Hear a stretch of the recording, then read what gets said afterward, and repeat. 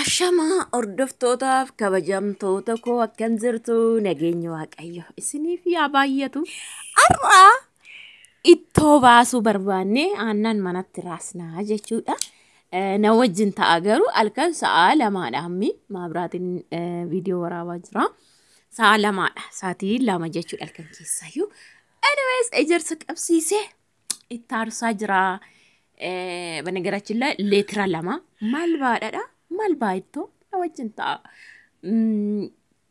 ስሪቲን አካነት ቆራሳ ፈይሳቱ ናሶሲስ ፉንዱራ ራበደ ኤኒዌይስ አካነት ስሪት ቡኒ ጎዴ ጉጉባ ይቹዳ ኢጀርሳ የሮኒቲቹስ ቆዳ ኢቴቲች ሰና እንትን ይጀደ ቆራሴ yeroo asoftu maaf jajja warra jedhan egaa nu maa gochuu hin danda'u waan jiru naasaa waan noksaa'u naasa'u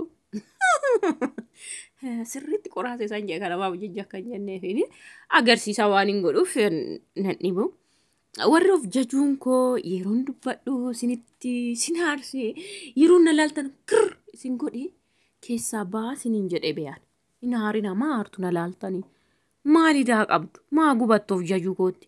Ani tof jajuu koo isa kana hin hir'isu rigiyoonti dabalee malee jechuudha. Waaqayyoon iddoo tof jajan na qaqqabsiisee jechuudha.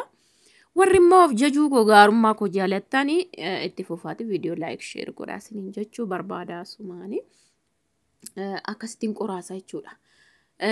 Qoraasee maalaan godhe seetanii xiqqooshii harrii nu kaamsinaan kafaaf godhe mucaanis mana keessa jira.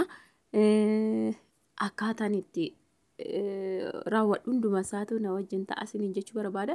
Baay'ee urgaa'annan innaa akkasitti qoraaftanii alan baasa jechuudha. Saamii hudhaanyuun qoraasumni baay'ee yoomman ittiin gabaabdu waan taateef afaan saarri akka na jala feestaaliin gubneef akka qorrus nan godha. Anyways Mulego annani karafanna amma dhumaana wajjin taagar gudii argitudha dha sabay ittoo sabay dhugaa dubbachuudhaaf isa ba'u jechuudha. Isa ba'e jechuu ko isa ba'u ta'ati ilaala. እና በነገራችን ላይ እርገ ቆራሰኒ ካኔ ወይ ረካው ያካሪሳ ከሳም ባኔ ስሪት ዋነን ጉጉቤ ፈማራኮን ቀቡ ስሪት ተነ ቆራሴ ዱጋ ዱባቹዳፍ አማን ሙካምሶት ሶ akka kanattiin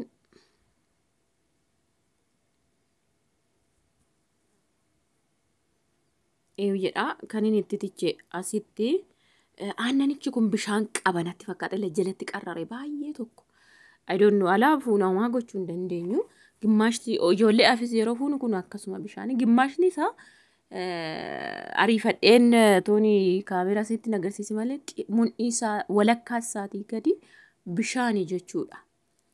Egaa maa gochuu hin dandeenyu yoo naallee gisee hunduma nama biraa fuunudha leetira tokko guyyaatti toon fuudhin nafu gaafa kaan lama maaliif ni tichinaa ganama sin dhunnaa mucaadhaafis jechuudha. Garuu umaa naman sodaatan kino amma aannan kun jalatti akka gimmaashni isaa bishaanii jechuudha.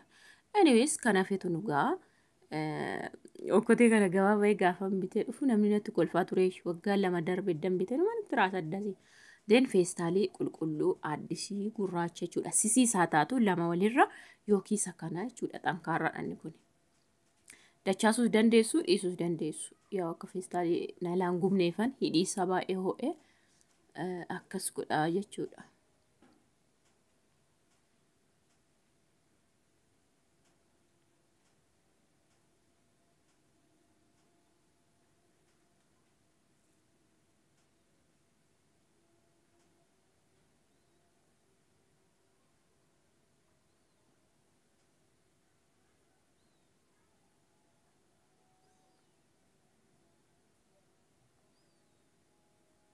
Yana akkasittan feestaalii haaraa yoo ta'e malee urataa usin jalaa ta'e yaa usin fayyadu qulqullus ta'uu qaba.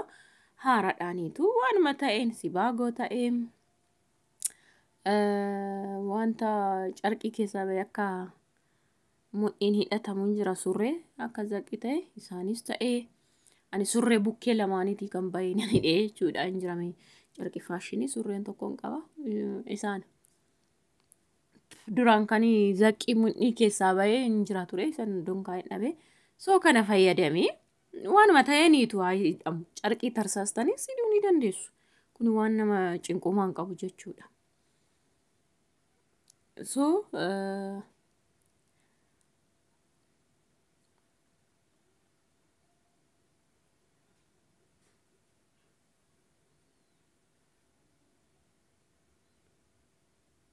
haala kanaaniitu jechuudha. Kana booda raasu tafaa yaa'u kaameera nama yalaan dhiiran ilaal namitti waaduu qullaa dhufte namitti. Hinoo amanni keessi haa teessu jedhee irraa baafnaan dhufte na jala kaameeraa hiitii. Faayisaan bilbilaa isaa beekaa gadi natti dhiise. Anyways rakkoon qabu akka kanatti raasuun jammaraa jechuudha. Maqaa Yesuusiin dhugaa waan inni ba'uun ilaalla wajjumaanii isin wajjin ta'a amma dhumaatti afuuran baasisa yeroo feestaaliin koffa'an naasan afuura baasisa sana booda asti maqaawi nyaadha baaqelaa feelame sitti nyaachaa.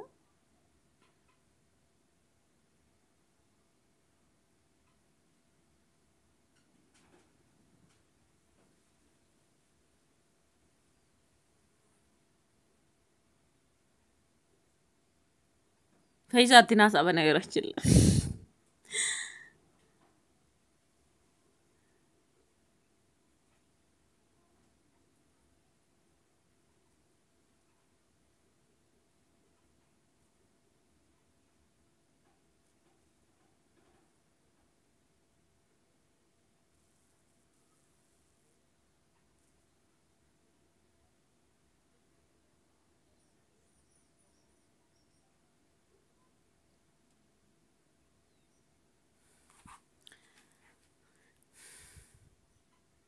Waa bilbilaa naasa'eeti sila isaa taasuuf na jenne itti deebisaa jira akkasumaan godhin akkasitti isaati maas gate minamina waan akkasitti deebisaa jira bilbila cufeenni dee kanatti saa nyaachaa hojjattaa naan hin jedhaa daraa keessan haadha mucaati kabaas rumii maanni na laalina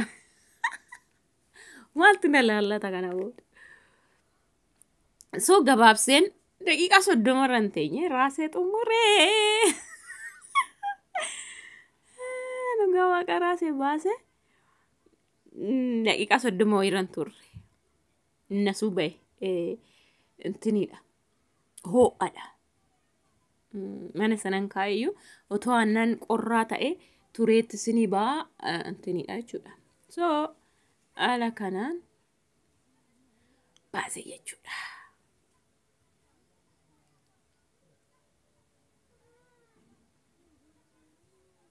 So duudhaa keenya tokkitti illee kun edda feestaa irraa kan maal jedhani dhadhaa akkana godhu. An tokkitti ishee wanti inni sun jiru. Feestuu feesiidha. Dhadhaadhuma ba'uu fi ittoo ba'u ta'a alaala dhugaa waaqa. Yoona qalduma seetu isin. Anyways akka kanatti urgufee keessaa fuudhee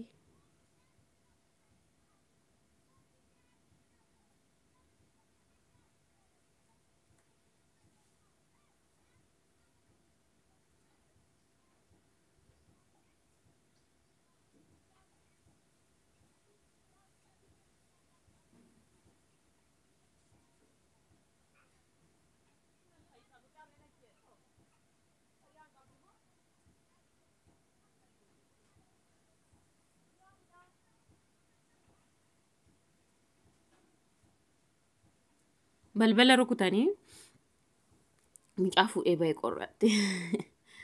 Kino barriinaan ati saaqu haariyyuu fuudhee mucaa.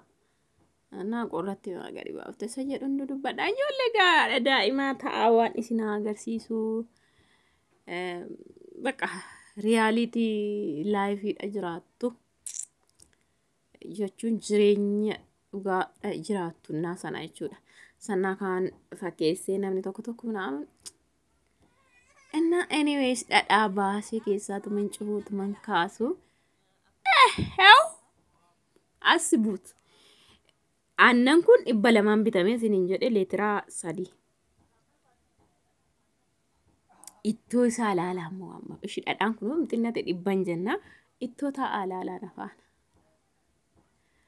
dhadhaan 100 injiru sijjimman harkattu wanta qatanii anyways ta'a ilaala maali akka fayyadamu gatii isaa rammoon kan fayyadamu ittoo qulqulluun barbaade ayyaana baay'ee sissururaa naggaadeetu sinnaarsa malee haadholiin hin beektu maaliif ofiifis irraa fayyadamu waan ta'eef isaan akka gaariitti fayyadamu yoo qoraasanillee ittoo sirra kaa'ee asuma okkoteem sanaan irra kaa'ani mana garaachillaan maaliif ganaa waan biraatti yoo bira distii ta'e sirriitti isiniin bahu yoo minaamina okkoteem sanatti qassee baa akka itti inni bahuun isinitti agarsiisa jechuudha sossoneessaa jira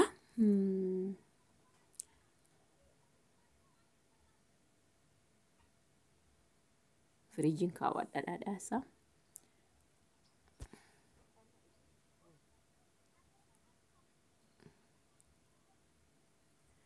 kunooti gaa maashaallah saanii guutee baasee dhugaa waaqa ittoo hin seenaa ittoo kana har'a gabaa yoon bahe 360 gadi hin bitu kiristoosin nommilaachuu saaniin kun saanii qadaada qabdu 3 hin bitee isa darajaa tokkoffaa ishii xinnooti jechuudha innis guutuudha osinti mul'ate ol bahee jira walakkaan susuma qarqara goone akkuma keessaa maan kadhan naqetti jira ግን yoo xiqqatee 300 gadiin immoo bittan yoo akkam rakaseettanii addan saatii kana jechuudha dammoo ittoo qulqulluu mana keessatti yeroo baafattanii nyaattan maashaallah siniin jedha yoo narraa gadee waraabu viidiyoo wanta xiqqaa sitti fakkaatti saanichi kun akkuma argitan saanii kana tokko sana keessaa fuudhu jechuun